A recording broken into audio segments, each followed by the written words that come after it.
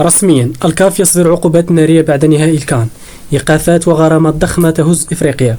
أصدر الاتحاد الإفريقي لكرة القدم الكاف قرارات صارمة بخصوص أحداث نهائي كأس إفريقيا 2025، وشملت العقوبات أطرافا من المنتخب السنغالي والجامعة الملكية المغربية لكرة القدم في واحدة من أقوى قرارات الانضباط في تاريخ البطولة.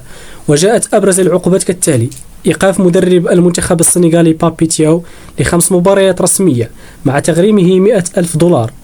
إيقاف كل من إليمان نينديان وإسماعيل صار لمباراتين لكل لاعب. فرض غرامات ضخمة على الاتحاد السنغالي بقيمة 300,000 دولار بسبب سوء سلوك الجماهير واللاعبين والجهاز الفني، إضافة إلى 15,000 دولار بسبب تلقي 5 لاعبين إنذارات خلال المباراة.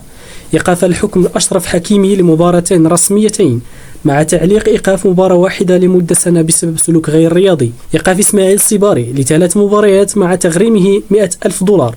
وفي المقابل لم تسلم الجامعة الملكية المغربية لكرة القدم من العقوبات، حيث تم تغريم الجامعة 100,000 دولار بسبب سلوك جامعة الكرات، تغريمها 100,000 دولار بسبب اقتحام لاعبين وأفراد من الطاقم التقني منطقة تقنية الفيديو فار وعرقلة عمل الحكم، إضافة إلى 15,000 دولار بسبب استعمال الجماهير المغربية لأشعة الليزر.